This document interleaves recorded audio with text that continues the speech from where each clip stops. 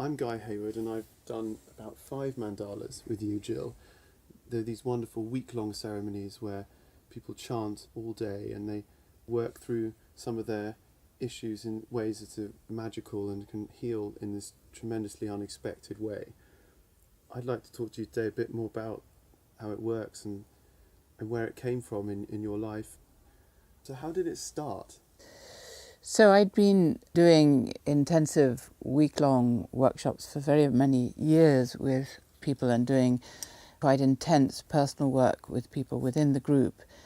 And there came a point where I decided I needed to change the way that I was working and wasn't quite sure how to do it. And as my work has developed, I've come to realize the importance of working ceremonially. So, I spent many years instructing people how to use their voices, how to do various powerful vocal techniques which transforms their voice and inducts them into a powerful meditative state. And over the years I realized that when people come to work with me, they're coming because they have a sense that they could become better people or more empowered in their voices or understand themselves more or be kinder, more generous, or work more effectively in their life, or that their life become more intuitive, or their life to be healthier or more flourishing in their life. So they come with a sense that there's somewhere that they've been and there's somewhere they want to go. And so they come in order to make some kind of change, usually. Otherwise, why would they come? And when you work on yourself and undergo some intense kind of process, or you're taught how to do something and it takes an effect, there's a way in which when you go home, the default you sets in and you go back to being how you were, because that's the way you've known and you've been like that up to now for many years. And so it's harder to sustain the new you. So what I found was, if you work ceremonially, where you work in the context of other people, and other people are there to witness you making the change from who you were to who you've become, then in a sense that reflectivity, the presence of the others to reflect and to sustain your new way of being, is very important, because you know that they know that you're no longer what you were, and therefore they uphold you in the new rather than you going back to being what you were before, because the context into which you've returned has sustained you in the way that you've always been.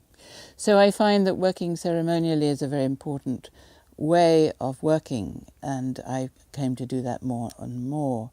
And so when I felt the need to introduce a different way of working with people on these extended, intensive workshops, I realized that because we all had to be working at the same time in making our changes, that it needed a certain kind of structure.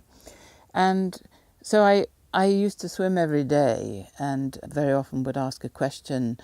One of the ways of getting answers to questions is to ask the question when you undergo any kind of physical activity. And so for me, that was swimming. And so I found at a certain point that as I was swimming, I got a lot of information about how I might introduce a new way of working. And if I look back now, I've done 26 mandalas. I do 2 a year, and I started in 2003.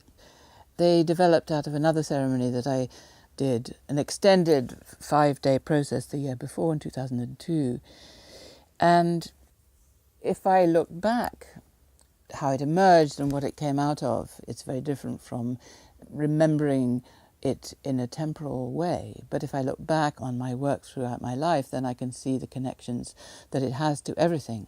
So in 1973, I wrote a book called The Mystic Spiral, The Journey of the Soul, which is a book about the rotational nature of the development of consciousness in all traditions. And it's a very condensed book with an enormous amount of information in it. And since that time, I have been working with people to introduce them to a way of reclaiming their voices as a powerful meditative and transformative tool. So, in particular, starting with a form of chanting from Central Asia, where you amplify the harmonics so that the true sonorous geometry of your voice is revealed louder than the sound that you're actually making. which is an extremely powerful way of working, and one where the sounds that you're making are in tune, and therefore in tune with the structure and geometry of your own body, unlike music since the 17th century, which was retuned with the introduction of the tempered scale, whereby all the intervals within the octave are slightly out of tune, and therefore all music since then is and has been out of tune. So when we talk about being sound in mind and body, to be truly sound means to be healthy and in tune, and it's impossible to be that with the Western musical scale. It's a kind of fudge, and it was thought people wouldn't notice it, which they don't in general. The changes in the intervals are very slight, and most people don't notice.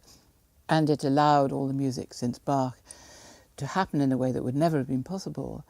So I see that as a kind of pact with the devil. We'll make all our music out of tune, and look what we can do with it, a Faustian bargain, necessary for the development of music as we have it today. So I introduced a form of chanting where it's possible to actually chant in tune, so that we're amplifying the sonorous structures, the geometry within the sound itself. And this is not only a very, very powerful way of inducting a kind of order into the group, into the mind, into consciousness, but also of being in tune, to be in tune with nature, in tune with each other, in tune internally and internally coherent. So I spent many, many years, 40 years or so, teaching the voice and giving people tools to transform themselves through using their voice. And in particular, it's the key to being present, which in all spiritual traditions is that which is most central. So most of us spend most of our time regretting the past, dreading the future, exiled from the present, which is all that is. There is no past, there is no future. We create it. We create the future based on the past in order to feel safe, because we've lived up to now, and so we can use our experience and the naming of things which we feel safe in the presence of to project our future. And so this is a device that we use, but it separates us from the only reality, which is the present. And all spiritual traditions have ways of inducting us into the present moment, and sound and voice is one of the most important ones, because we're making a sound and we're listening to the sound that we're making while we're making it, so we're creating a circuit of attention, and you can only chant in the present. So this is absolutely central. So I spent 40 years teaching the voice as a spiritual practice, while at the same time, when we use our voices in the way that we do, we also transform our voices and manage to restore a kind of authenticity to the sound itself, so that our voice, which is often estranged to us, many people come to me saying, I've lost my voice, comes back to us through this process. People leave not only feeling happier, more joyful, less depressed, but also more authentically connected to the sound of themselves, finding their voices in every sense of the word. So I've done this for very many, many years. And then there came a point where I wanted to introduce this way of others mutually reflecting the change that we individually make in the process, and sustaining it by being a reflection of the change that's been made. And this combination of understanding the rotational nature of the development of consciousness and the extraordinarily powerful tool of the voice. And originally I also started as a visual artist, so this also plays a very important part in this way of working. So this ceremony emerged in answer to a question, in answer to looking for a different way of working with people.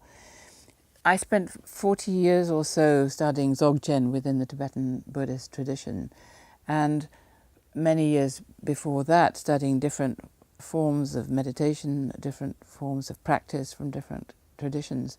And at a certain point, when you work in this way, things seem to emerge as one teaches other people, a synthetic way of working, understanding the nature of consciousness, the coming together of all the tools that, in my case, I'd been working with, emerged in this extraordinary ceremony.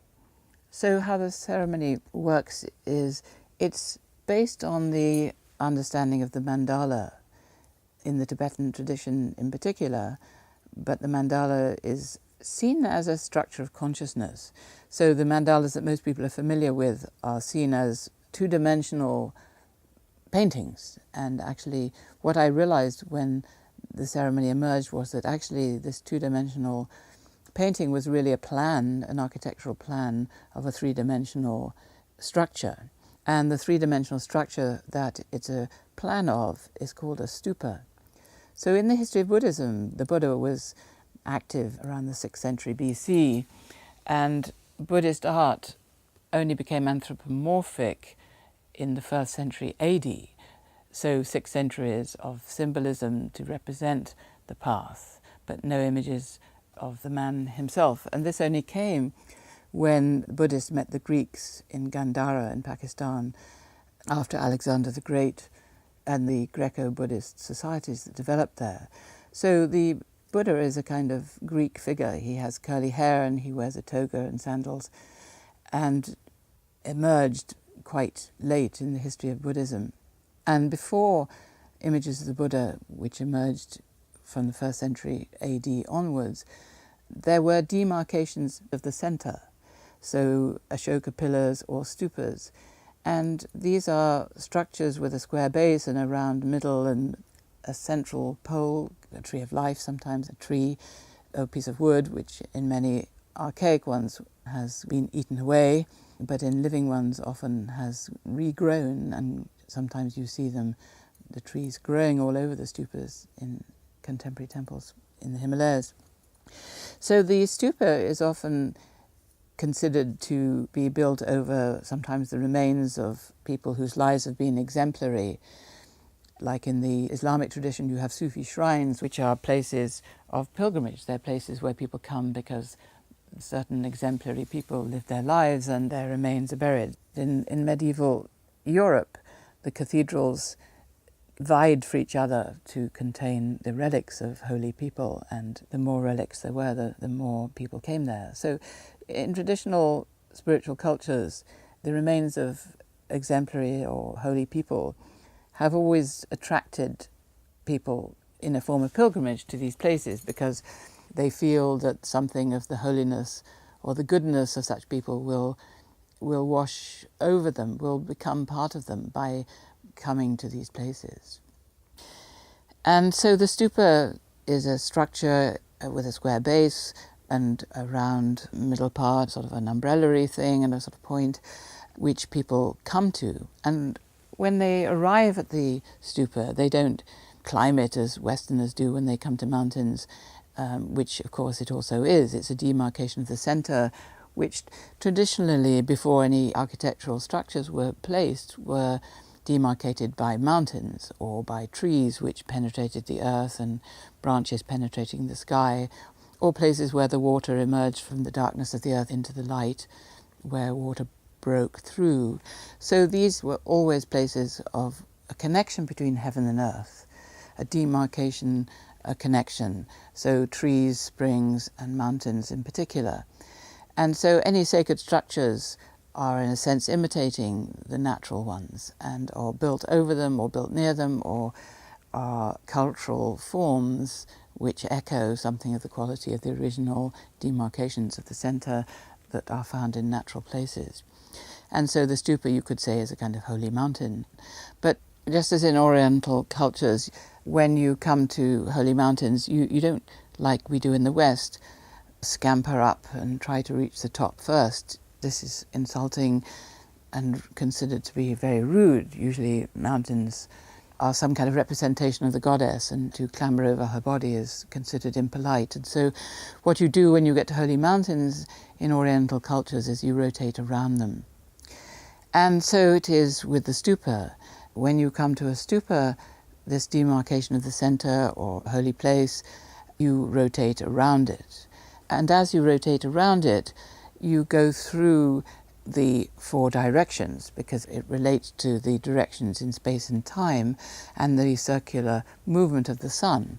And so you go through the directions of from sunrise in the east to the sun in the middle of the day, to the evening, and finally to the night. And this rotational journey was central in Buddhism. So what I realized was that the mandala is really a diagram of the stupa. And if you go to Kathmandu and you go to Bodhanath, a vast stupa, similar to the stupas that you find in Sri Lanka, for example, in southern Buddhism, they're absolutely vast and they take 20 minutes or so to walk around. And this is what the Buddhist cultures do every morning and evening. People rotate, creating a kind of dynamo of prayer and aspiration as they rotate around it. And in Bodhanath in Kathmandu, for example, in Nepal, as the Tibetan community or the Buddhist community goes around it, they also spin prayer wheels which generate through rotation prayers and mantras, and they're chanting mantras as they go, maybe doing their rosary, or in the older community spinning their prayer wheels. So there's this complexity of meta spirals within spirals, fractalizations of spirals and rotations, creating a kind of dynamo of spiritual activity every evening and every morning. And I realized that the mandala was actually a plan of the rotational journey around the center. And this rotational journey around the center was what I'd written about in The Mystic Spiral.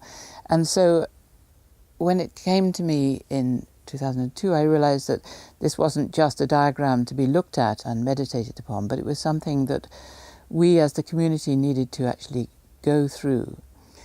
One of the things I had written about in The Mystic Spiral was the Labyrinth, which actually started a whole labyrinth movement where people revisited the labyrinths in the medieval cathedrals and even built them in the case of Grace Cathedral in San Francisco, where they hadn't been before, or in the case of Chartres Cathedral, removed the chairs so that people could actually do the medieval labyrinth that is in the floor. And the journey of the labyrinth, as I described in my book, is a journey of consciousness. It's a pilgrimage. It's a journey of going from here to there. But when you get to the center through this oscillatory and rotatory journey, so you think you're getting to the middle, in fact you're thrown to the outside again. In case you think you're very wise and very enlightened, you're thrown to the very outside again. And only then can you then enter the center with a kind of humility and realization. You can't stay in the center, you have to come back to the outside world. And so, in the Zen tradition, they say when you start meditating, the trees are trees and the mountains are mountains. And then as you develop your consciousness, the trees are no longer trees and the mountains are no longer mountains. And then when you're enlightened, the trees are trees again and the mountains are mountains again. So when you've got to the center of the labyrinth, you have no choice but to come back to the outside world again. But when you come back to the outside world again, nothing's quite the same, but everything is also the same. You see it for the first time when you arrive back again. So I'd done various Mandala ceremonies, which was this rotational journey to the center over the years.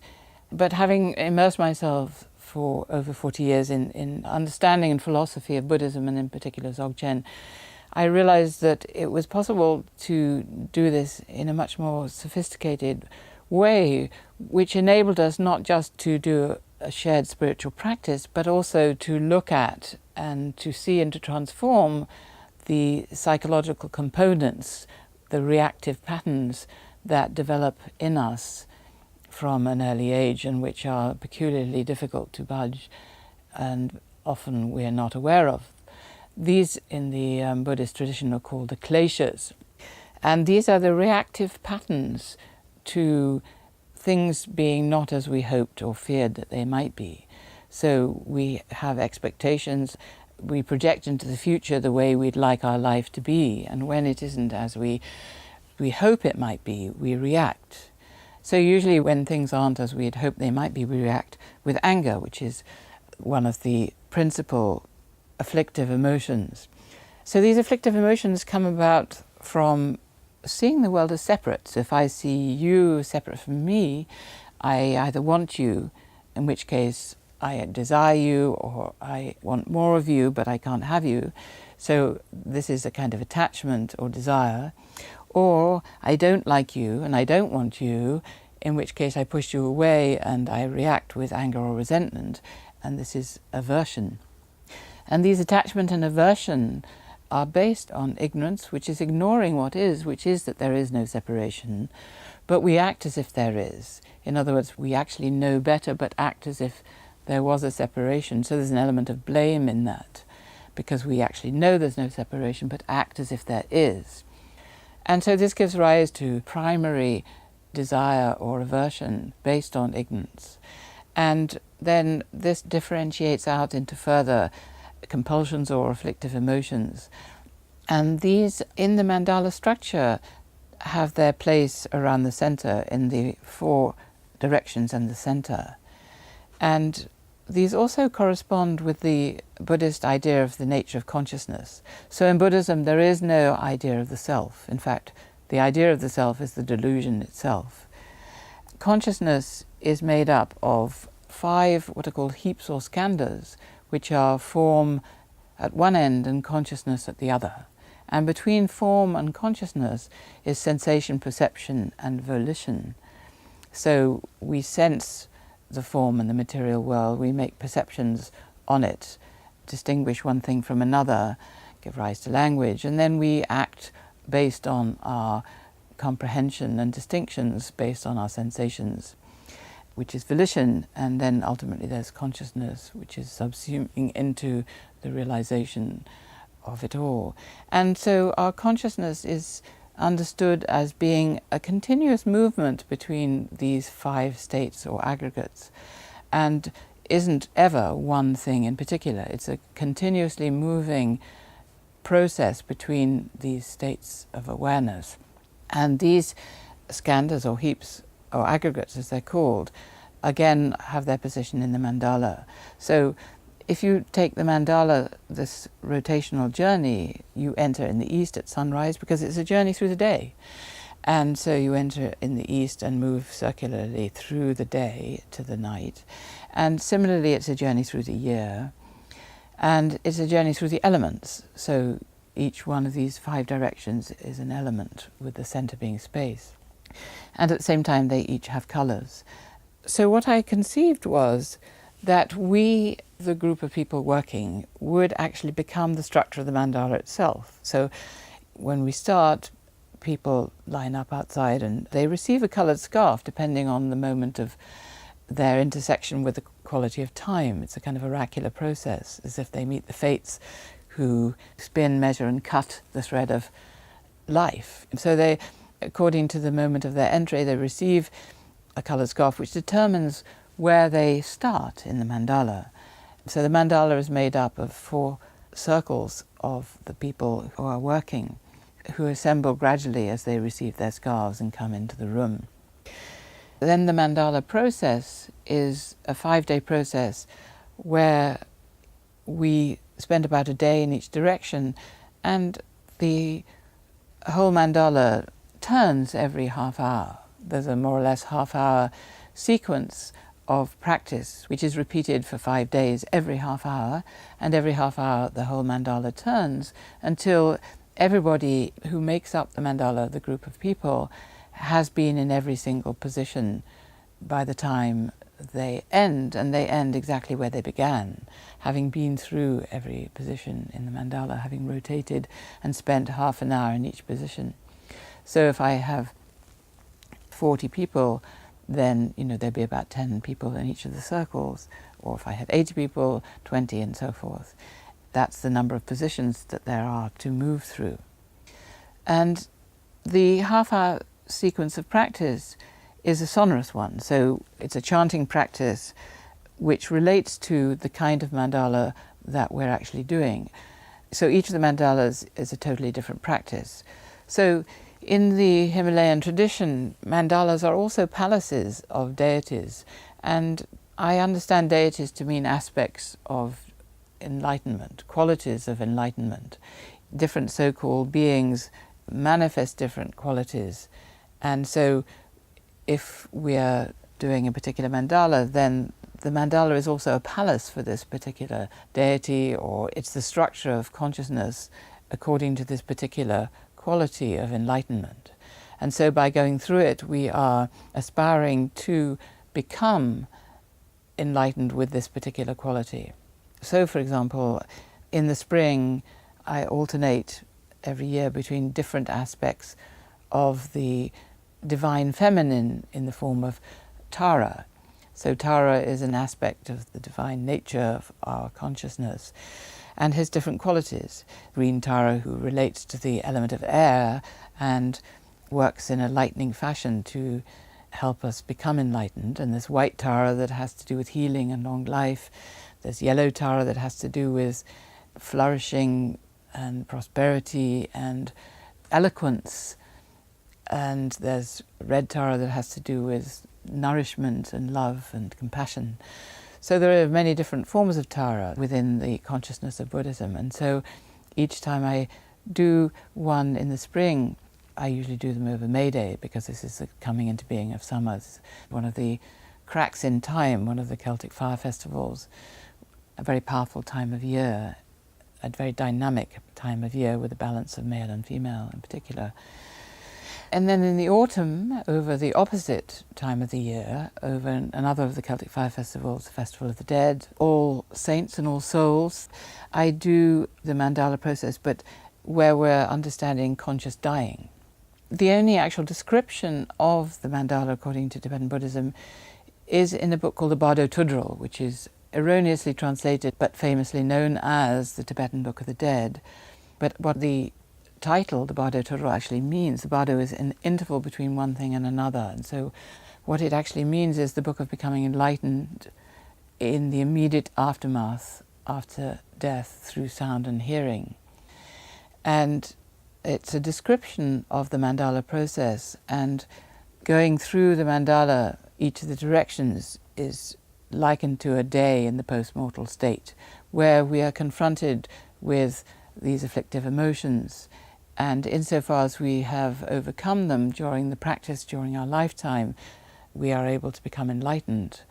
And insofar as we have failed to understand them and deal with them through our practice during our lifetime, we have to work with them and then move on to the next one. So that, again, it's very much like the mandala process. As we do it, we go through all these different processes, working with different aspects or compulsions or afflictive emotions of our own psyche, in order to flip these reactive patterns into their corresponding wisdoms. To give an example, if things aren't as we would like or hope them to be, for example, in the eastern direction in the mandala where we enter at dawn, the colour here is blue. Sometimes blue and white are flipped between centre and east, but I do it blue so that the centre is white. So when you enter the mandala in the east, always depicted in the mandala at the bottom, the reactive pattern is anger. And anger is our response to things being not as we would like them to be, as we hoped or feared that they might be, or fantasized or aspired them to be. And insofar as they're not, we get angry. It's a reactive response to things being not as we'd hoped. And the flip side of that, the wisdom associated with realizing that and transforming it, is mirror-like wisdom. In other words, seeing things as they are in a mirror, so without any impositions of what we would like them to be, simply seeing things as they are. And if we see things as they are, then there is nothing to react to. So each of the directions has this transformative quality where we can deal with the psychic components which block us from being wise and enlightened beings. And these qualities are very interesting. They're not like in Freudian psychology, they're not irredeemable, they're not built into the psyche. They're simply ways that we have of reacting to things as they appear and become, and are also based on our ignoring what we really know to be the case, which is that there is no separation, and acting as if there is. So if we act as we really know, we don't react to things as they appear because we know how they are. So we have built in the means for overcoming these patterns if we only realized it. So by doing this process together, as we go through the mandala, we go around the outside of all the directions, and then everybody in turn has a chance to go through the centers. They then deal with the reflected aspects of their own psyche as articulated by them in response to questions at the beginning of the ceremony, where we spend some time reflecting on our ways of being and acting in the world and coming up with things that we aspire to, things that we desire, things that we find difficult to deal with. Each mandala is different. And when we go through the centers, the four directional people within the circles that we're going through actually become embodiments of the psychological processes that we're working with. And so we have this mutually reflective process. So we, going through the centers, work with them in order to overcome our attachment to them and are then released from them. And the people reflecting our own attachments have the possibility of working on this particular aspect of their own psyche at the same time. So as we're doing this, we're also chanting mantra which relates to the practice that we're doing. So within this sonorous practice of enlightenment, we're working with our deepest difficulties, psychological, and so are the people who are helping us to do that. So the whole is a process of continuous chant and mutual reflection and mutual release from our attachments to our afflictive emotions. And so it's a profound ceremony where we understand more and more of the nature of our difficulties within this sacred context. And it also becomes a kind of oracular process because people find themselves working with aspects of the other person which are completely central to their own situation. And through doing this ceremony, this 5-day ceremony, it's very much like what's called in Tibetan Buddhism a drubchen, a great accomplishment, a week-long process of continuous practice and chant, which is said to be more powerful than 7 years of solo retreat. In doing this, the whole group develops as a community and realizes that all the things that we most dislike about ourselves are the things that everybody else most dislikes about themselves, and that we all embody these difficult reactive patterns to things as they are not what we would hope and wish them to be. And this is the nature of the psyche, and that we are not separate in this. And so as the work develops, we realize more and more that we are one, that we dissolve the separations between us as community in the name of something higher than ourselves. And it becomes like a condensation of life, whereas we are unable in everyday life to see the connections between people, between things, between our aspirations and our difficulties, because it's diluted by the everyday functions of remaining living, of eating and sleeping and so forth, and keeping our lives together. But when we're working in such a condensed form all day, every day, working with this practice, mutually reflecting each other intensely and chanting and breathing together, then the everyday life interference drops away and we begin to see the connectedness of everything in a way which is normally not possible. The intensity builds, and more and more and more we see the unity of all things and of all people in a state of love. You talk about the relationship of people to each other. Through doing your work, I've realised that the mandala is actually in touch with your ancestral work as well, the relationships between family members and their dead ancestors. How does that work within the context of the mandala? So the way I structure the mandala and the people within it is as a family. We have our parents and our grandparents and our children and so forth. So everybody is in a familiar relationship to each other, and everybody's mother and father eventually, which of course is fundamental to Buddhism. So because we're mutually reflecting at all times, so we're representing each other's afflictive emotions, these compulsive activities that make up our way of being, we connect to each other in a very profound way. And this is what happens in the family work. We represent each other's family members. So this mutual representation is a very powerful way of having a panoramic view of the way we live our life and our interactions with others. We're all really one big family. And when you talked about the chanting and being in tune with your own body and being sound in mind and body, one thing I've noticed from doing the mandala work is that sense of chanting with others, that you're in this very large room with lots of people and you're all chanting the same thing, well, same chants together in synchrony for a whole week, and just that repetition builds and builds and builds over the week. How does that work, this sort of going from just singing on your own to singing with others? So there's a tremendous entrainment. So individuals, when you chant the same thing at the same time, you're breathing together. That's the meaning of conspiracy, to with-breathe. When we as a group breathe together to move beyond ourselves and to put ourselves within the context of some higher spiritual reality. A mandala is an offering. It's an enormous offering which is created and dissolved again at the end as we disperse. So it's a big breath that we take together, and when you breathe or move or chant together, you become one. We're rhythmic beings. Our heartbeat, breathing, our oscillatory steps and movements to get us from here to there. We're a composite of different rhythms, brain rhythms and molecular rhythms. Sometimes if you stand next to somebody who's in a state of agitation, you find yourself feeling agitated. It's as if something of their agitation rubs off on you.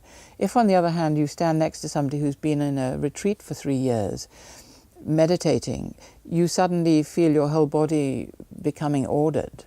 There's this sense in spiritual practice of an induction of order, and you find this in the language used, diamond body, for example. You know, diamond is a substance in its most ordered form.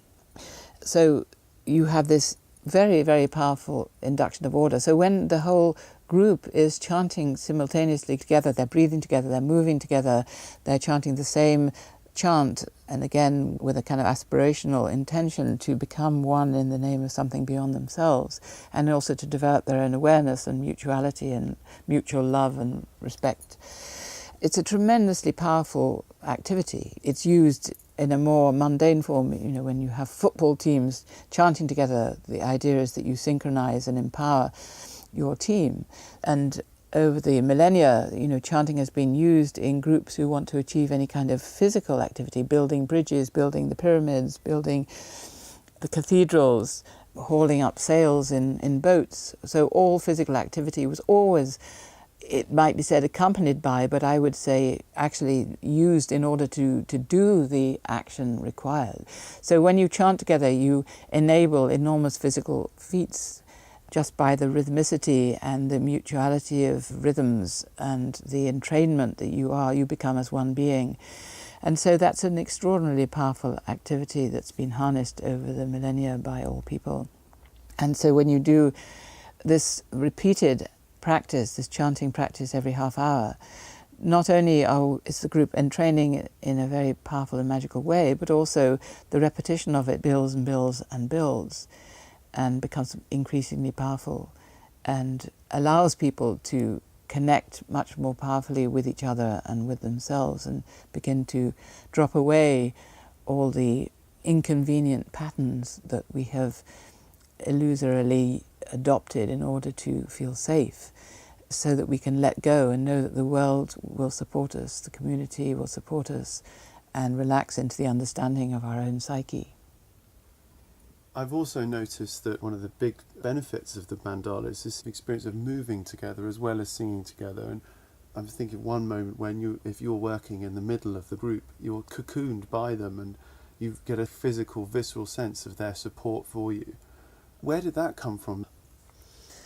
Well, I mean, this has been built into my work from the beginning with the mystic spiral, this rotatory nature of the development of consciousness.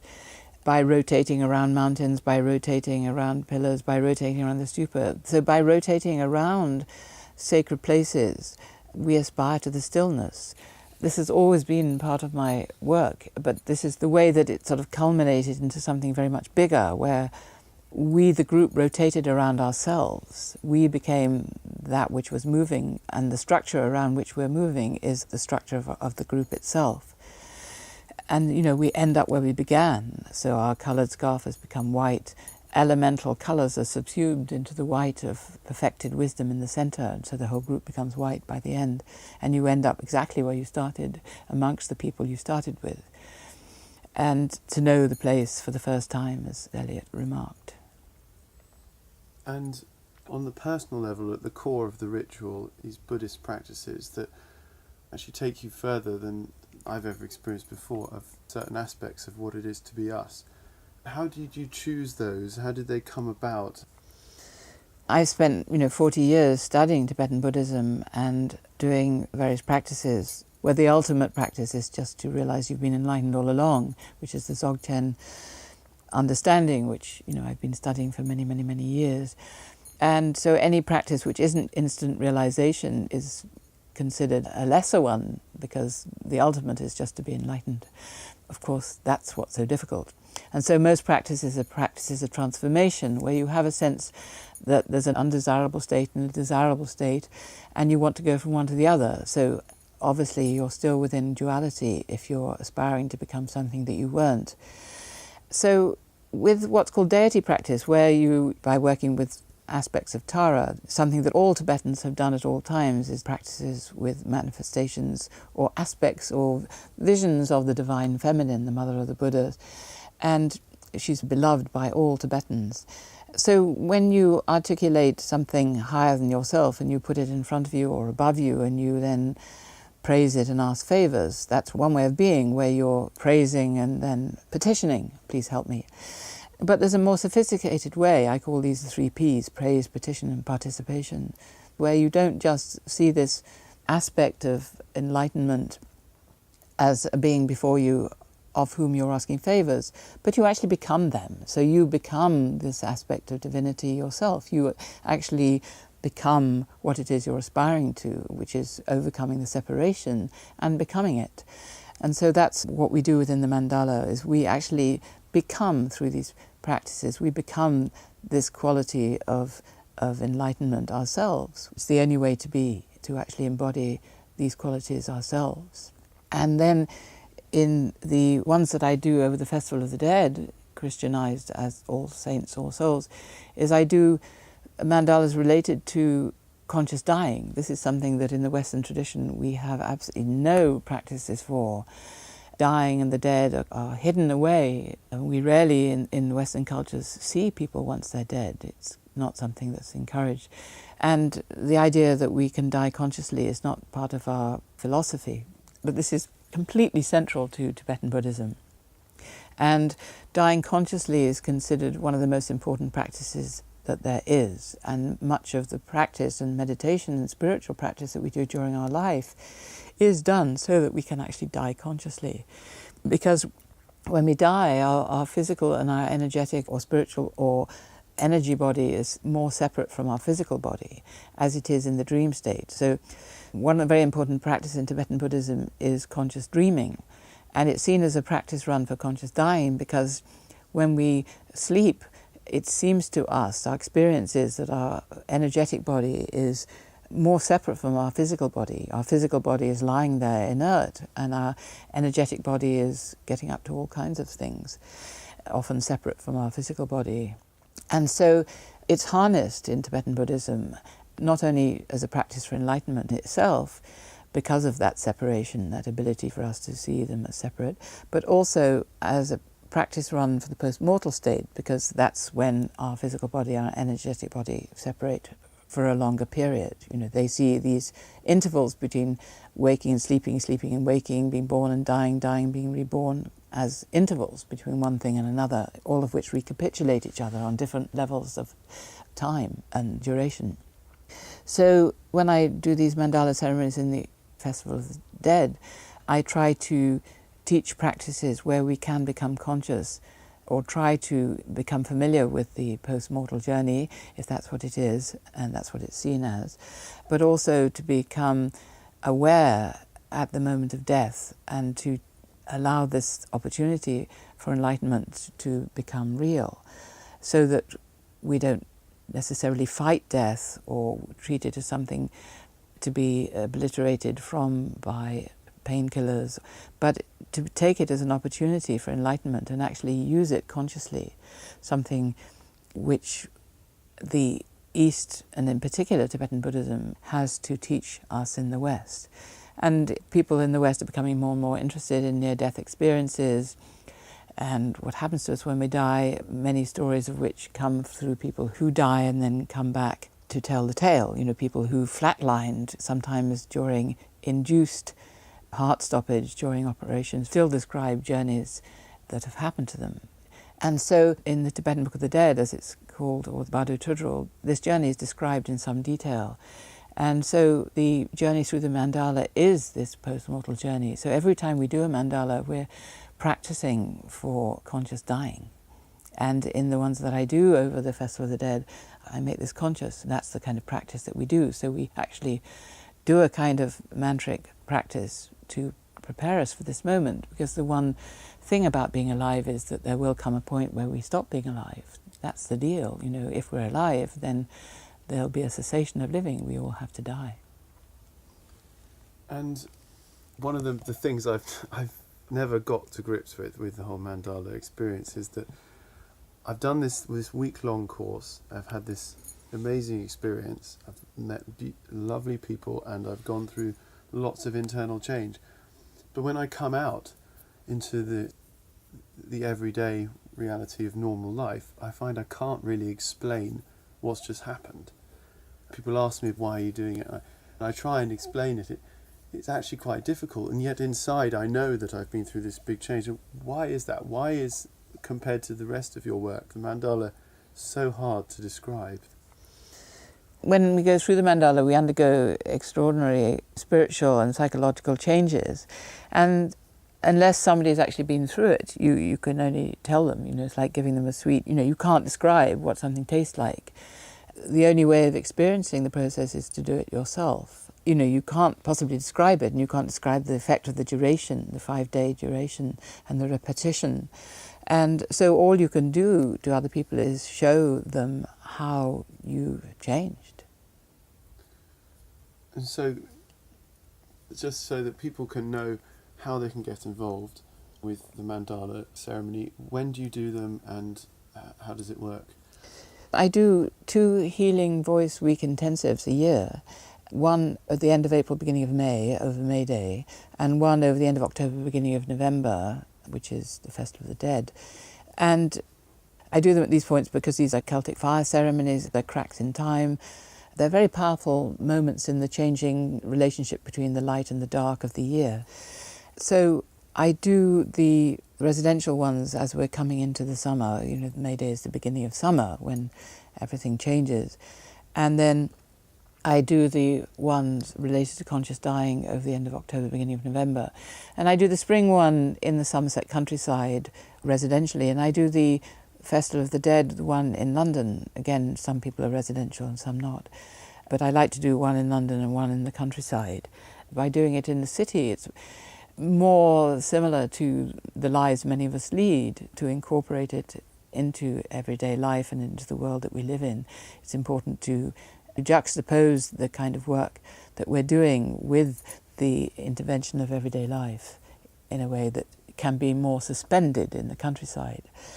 So I do these twice a year, and the first 2 days I introduce people to overtone chanting or practice overtone chanting if they've done it before, because many people do many of the mandalas. It's like they're a galaxy of galaxies, and every time we do it we learn more and realize the interconnectedness of it all in greater and greater ways.